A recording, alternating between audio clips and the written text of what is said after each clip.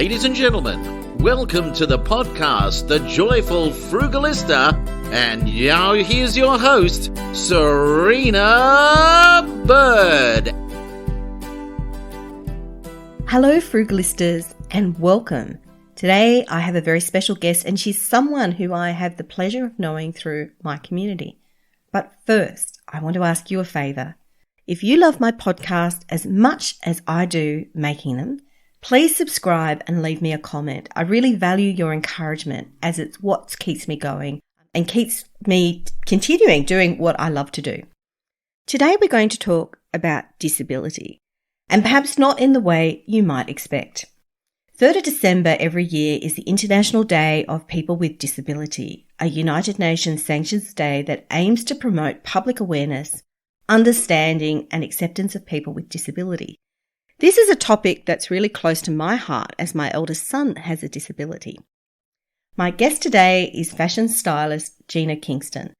Gina is a scientist, outdoor enthusiast, and a personal stylist who specialises in people with health issues, including disabilities. Welcome, Gina. Hey, thanks, Serena. Lovely to be here. Thank you so much for being my guest on this podcast. Let's start by asking, what's your experience of working with people who have disability? I guess my first thing was really working with my mum. So my mum had a thing called multiple system atrophy. And what that means is different parts of her body shut down. So the first thing really was that she would stutter when she walked. So she'd walk on the spot. And she couldn't concentrate on more than one thing at once. And she had to give up wearing heels. It changed the way she dressed. Then she ended up in a wheelchair. So it made a whole lot of things that she used to do just really difficult, really hard. Everything from getting dressed to going to the bathroom to eating food. Wow, and that must have been hard for you, seeing the changes in your mum as these various things started to have an effect. Look, I think it's really hard on everybody. So the first time I took her to the bathroom, for example, it's a very personal thing. And she said, I'm your mum. I'm meant to be looking after you, not you looking after me. And I said, you did such a good job of looking after me. That's why I'm here and can do this for you. It sounds like your mum was a very caring person, and it must have been hard for her too not to be able to do the things that she was used to doing, such as caring for her kids. Yeah, look, she was a really independent person. She found it quite difficult at first that she had to rely on other people to do things because she had a loss of balance and stuff as well. So even just to walk while she was still walking was hard. And at the end, when she had to have people dress her, that she couldn't get to choose her clothes. Yeah, she found all of that really hard. But it's one of those things that you can't stop doing things because you've got a disability. And one of the things that I'm really proud of with my parents is that they still went out, they still did things, they still enjoyed life, they went on overseas holidays still, they participated in the community. Mum did this great exercise class that was designed for people so it was a seated exercise class, so it was designed for people that had less mobility. So what are some of the practical issues that people with disability face? You talked about some of the day-to-day things and the fact that she was able to still go on holidays and do a number of things. But what are some of the issues that people do face? I think there's a whole range of things. One of the things is being able to go out. So where do you go? The number of places that aren't accessible. Going out for restaurants, having to choose the restaurant that doesn't have stairs to get up to where to eat. And this was a huge one, I must say, when I was in Taiwan, because being in a really densely urban populated city that wasn't always as planned as, say, we are here in Canberra, most of the restaurants had steps and very rickety steps at that. And when I lived there was a huge protest against a particular McDonald's, I think, because kids just couldn't get in there who had disabilities. Yeah, and if you look at houses as well, so we went looking at houses. The number of stairs that my dad and I lifted my mum up so that she could have a look around the houses. And you think about it, if you don't have a disability and you can walk upstairs, you don't think about it. But what you're doing when you're living in a house that has stairs is you're making it inaccessible to your friends that might have a disability as well.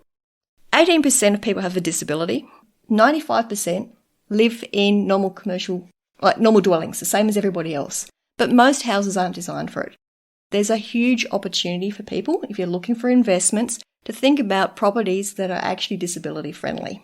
That's a good tip too. And as people are aging too, to have things that are going to be suitable for people as they age. Maybe it was foresight, I don't know, but the apartment we live in is all one story and the block itself has stairs, but it also has a lift. A lot of people don't think about that. They buy something for retirement that's multi-level and has, funny rickety round staircases and all sorts of things. Yep, my parents had to take out their lovely round staircase and put a lift in, and I know other people that have the same situation. They've got a house, it's a lovely house, and then all of a sudden they find that their health deteriorates and they can no longer get up the stairs, and it separates families from each other. And of course, if there's a disability as well, that complicates things as well. Yeah. I think there's also a misconception that people with a disability can't do other things. So just because they've got a disability in one area and they can't walk or they can't move their arms as freely or they can't speak as clearly, that they can't do other things. So one example of that is my mum, one of the things with multiple systems atrophy is you breathe out and then try and talk. And so your voice goes really quiet. Yep, so it's really hard to hear people. So people would assume that she couldn't understand what was being said because she couldn't speak much. And so people would come up to me and say, "How's your mum today?" And I'm going, "She's right there. Why don't you ask her how she's feeling?" Other things, wheelchairs on planes. The number of people I know that have had their wheelchair put in the hold on a plane and it's damaged at the end and then they've got no mobility, no way of doing anything, no way of getting around afterwards. So there's a whole bunch of things that people don't think about if they don't have to, that are issues for people. They would be really hard to reach the end of your destination, to be perhaps in a city that you're unfamiliar with and maybe even where they don't speak your language and suddenly you have no mobility. Yeah, certainly happened to my mum once. They were overseas. They were really lucky. They were doing a cruise. They like cruises because you're on the ship. You don't have to carry your luggage around. And the people on the ship actually fixed the wheelchair because the airline didn't. Wow, that's pretty amazing. So I want to ask another related question to disability, and you've kind of hinted on this a little bit, and that is invisible disabilities and what they are. Now, I want to share here that my eldest son has cerebral palsy. In fact, he does have an NDIS, National Disability Insurance Scheme plan. He was born with cerebral palsy. We didn't pick it up until he was about 3.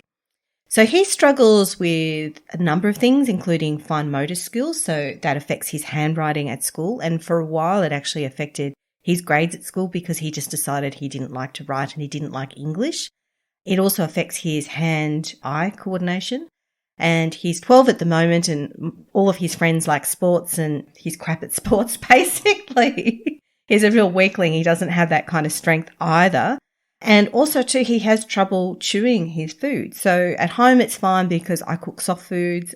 So he likes a lot of rice and a lot of soup type things, risottos, soft brioche breads.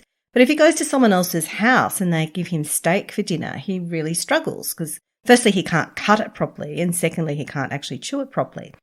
But the amount of people who say to me, "Oh, but he looks normal." Yeah, look, I think this is a really common occurrence. And there's a whole range of ailments that are invisible disabilities.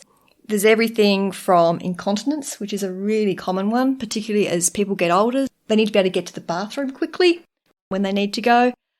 There's hearing loss, not being able to hear. So I've got tinnitus, which is ringing in the ears, and it comes and goes. But if I'm in a loud environment, I can't hear what people are saying around me because I've just got these echoes going on in my head.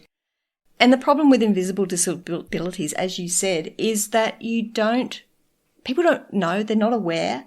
It doesn't get talked about much. A lot of people with invisible disabilities will have good days and bad days.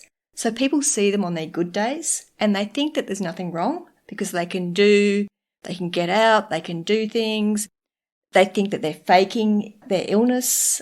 Another example of that is you've got ambulatory wheelchair users, so people who need to use a wheelchair sometimes because they just don't have the energy every day or for a whole day to walk around.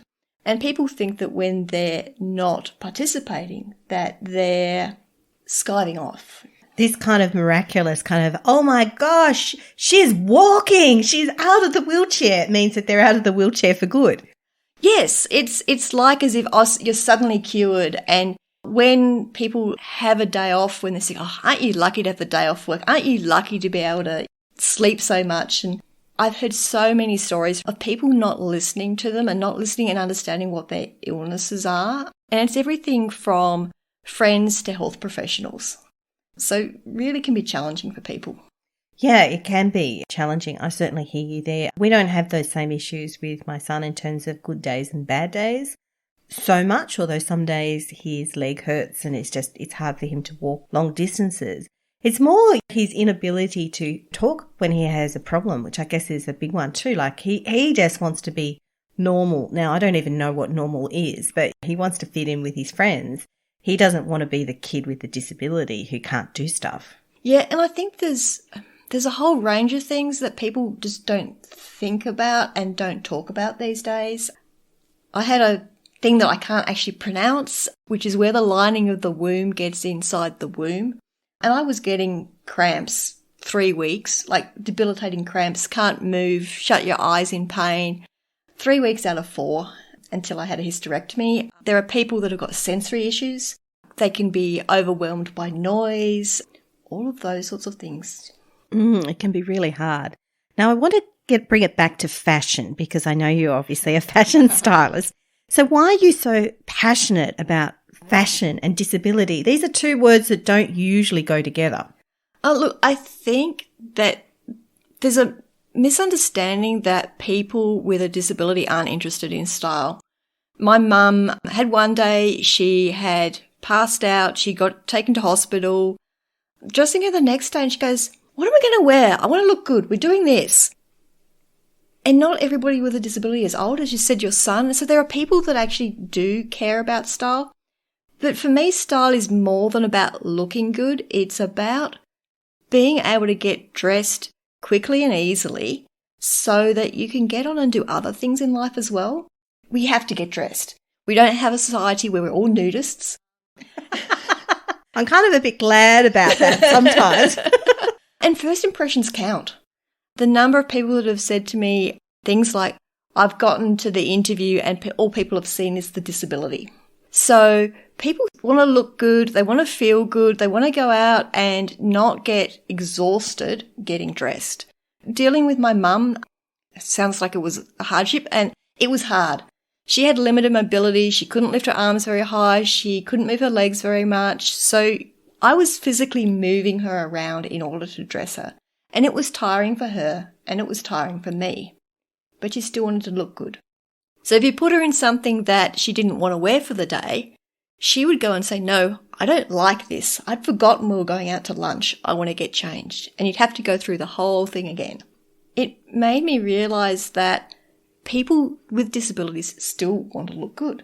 They still want to participate in society, and they want to do it in a way that by the time they've gotten dressed, they're not too tired to go out and do things. So you're saying that people with disabilities are actually people and they actually have feelings? Shock horror, yes. Yeah, they're just like you and me. They just happen to have a disability. You alluded to a little bit about this before, about the difficulties in dressing someone who has disabilities, particularly if they've got movement issues or other things. What are some of the ways that you work with your clients to get around this and so that they can look good and feel good? There's a whole range of things. So the first thing is to really understand what their issues are and what they want out of their style. So just as you and I don't dress the same, don't like the same clothes, people with a disability aren't all the same. It's not like you can go and say, hey, there's great adaptive clothes here and they'll be great for you, but they only come in black. You've got to wear jeans and you've got to wear something else because that's all the clothes that are available. So the first thing I try and do is understand them, what their limitations are or what they want to work around, and then what their personality is and so what they're looking for out of their clothes. And it might be that we're looking for some clothes that have got some adaptive features in them. So things like the top I'm wearing has got button closures, so that you can put it on and then do up the shoulder seams with the buttons afterwards, or the press studs. I heard recently someone really raving about that, just to be able to have, say, a jab for COVID, to be able to unbutton your shirt. Exactly. And some people have lots of treatment, they're having regular shoulder treatment, massages, all of that sort of stuff. So It's really understanding their lifestyle, and then do they need adaptive clothing to begin with? What types of adaptations? And then finding things that work for them. But it's not just the clothes. It's also about how can you organise their wardrobe so they can get to the clothes that they want to wear the most really easily. It's about having simple combinations of clothes that can work together. It's about wearing the right colours so that they look good without wearing makeup. Finding clothes with built-in details that are interesting so that you don't have to put on 20 layers of clothing and jewellery and accessories in order to look and feel good. Thank you for sharing that, and I can tell your real passion for fashion. But before we talk more about fashion, I want to actually ask more about people with disability and the economic impact of that. I think there's a huge economic impact. I think if you look at the number of people with a disability that are employed compared to the people without a disability that are employed, there's a huge difference. There's a whole bunch of costs associated with having a disability. Some of them are kind of obvious: the need for medication, the need for treatment, the need for special services, support. But there's a whole bunch of secondary costs as well. It costs more to have a house that has wider doorways, that has wider hallways, that has more space for you to manoeuvre a wheelchair around. It costs more to buy adaptive clothing because the demand isn't there. And it really is a supply and demand thing. I always felt that I shouldn't wear clothing that's designed for people with a disability because I'm taking it from people with a disability. But actually it's the same as everything else. The more people buy it, the more demand there is, and the prices come down for everybody. And what about schemes like NDIS? Are there ways that people can maximise that to reduce the economic disadvantage? I think NDIS is really good. I think there's pros and cons with it though. The first thing is that it only runs from ages 6 to 65. Not everyone is eligible. And there's this assumption from some people that if you're on NDIS, all of your costs are covered. But you have to justify the costs. So I know people that need a lift in their house. It's been recommended by specialists, but they can't get a lift in their house through NDIS. On the other hand, there's a whole range of things that can be covered with NDIS that people aren't aware of. So most people are aware that you can get help dressing, you can get help with cooking and cleaning. You can also get help with paying for clothing, specialist clothing. You can get help for my services as a stylist that's helping you manage and make it so that you can get dressed and get out in the community more easily. You can get support for outings. Also, other schemes that are out there that people aren't aware of that can provide support for carers for people with a disability so they can get out without eating into the packages that their person that they're caring for has. And I think it's really important for people to be aware. Like, a lot of people don't always want to ask for support. That's true. Certainly that was the case with my dad as well. And looking back on it, he says, I should have asked for support earlier. My mum didn't get support through NDIS because she's too old. So one of the things is NDIS runs from 7 to 65. After you're 65, you have to go on the aged care support mechanism. So you've got to go through, and it's a very different set of paperwork. So there's a transition for people that have got a disability. When Dad went and got support, he thought he was doing okay. People told him he could get support. He got on a level 4 package right from the word go, which is the top level of support. It was only after he got the support that he realised how hard life has been beforehand. What happens is, particularly if you've got a condition which deteriorates over time, is you get used to things. You adapt. You make do because you have to make do. So realising that things could be easier, that there are support mechanisms out there, and letting other people into your life and to contribute, because people want to help each other. They want to be there for their friends and things as well. Yeah, so really important to ask for and accept support as well. And no doubt it really helps the economy when you've got people out and about and contributing rather than just hiding away at home because of their disability. I think it contributes to the economy. It contributes to the mental health of everybody as well. And I think in terms of like that contributing to the economy, it's not just the person with a disability that's getting out, it's the whole of society that's benefiting from them getting out. So they'll be meeting up with friends, they're doing activities. Definitely good, not just for the individual and what they're spending, but for what everybody else is spending as well.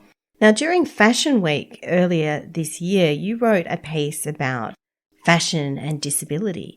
Is the industry becoming more inclusive?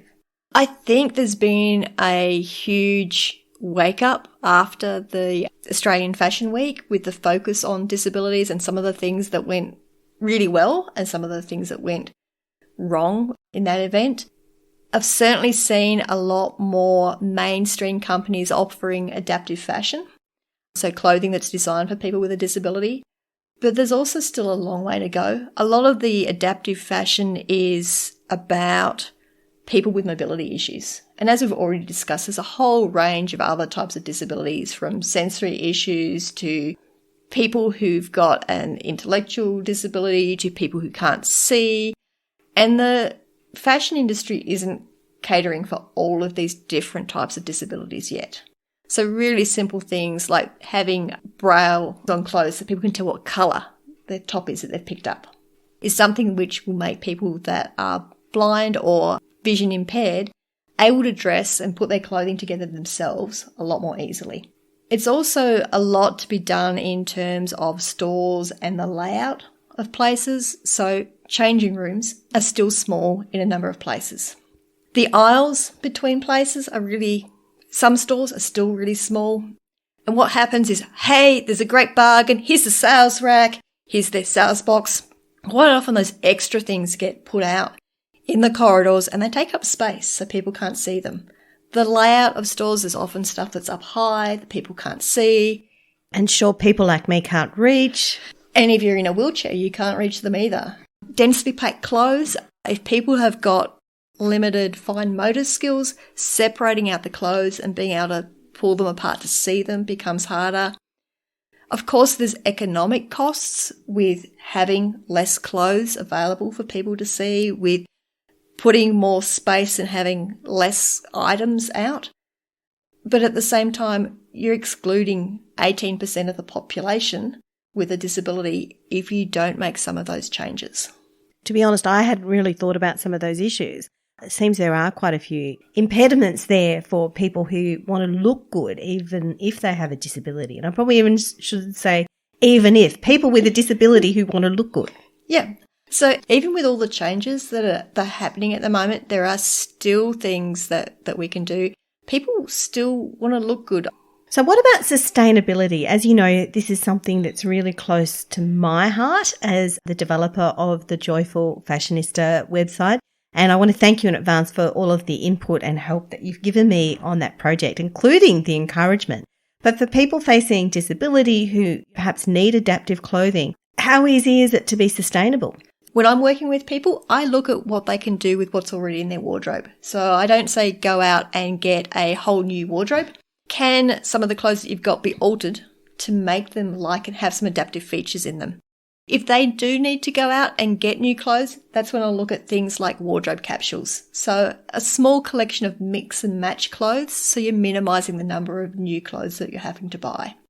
That's a great tip for saving money. And I have one final question, which is about a Frugalista tip. Do you have a tip for saving money? My favourite thing is to grow my own fruit and vegetable, particularly with young kids when they're eating out of house and home. I love raspberries. They've been so easy to grow. They're so expensive in the stores. They're $4.50 for a 250 gram punnet, and you can get a bowl of about 1 kilogram off just a couple of bushes in the garden. Wow, I had no idea they were so easy to grow. I'm assuming they're easy to grow. They're easy to grow. They do need water, but they're really soft fruit, so they're hard to pick and keep looking good, which is why they're expensive. Thank you so much, Gina, for being my guest today. How can people find you? I'm available on my website, www.ginakingston.com. I'm also on Facebook, Instagram, Pinterest and LinkedIn. Just look for Gina Kingston Stylist. Lovely. Thank you so much. You've been listening to The Joyful Frugalista with Serena Bird. She actually likes everybody. And of course, sound has been by Neil Hadley. We could watch the boats flow by. You could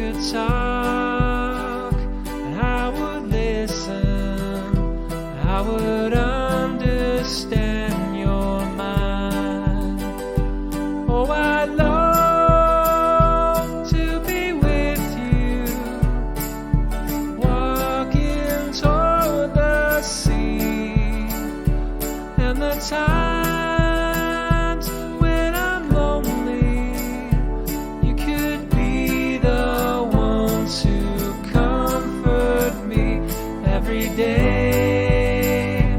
I am thankful that our separate paths have crossed. Every night I lay my head down, I know I'll never feel so lost.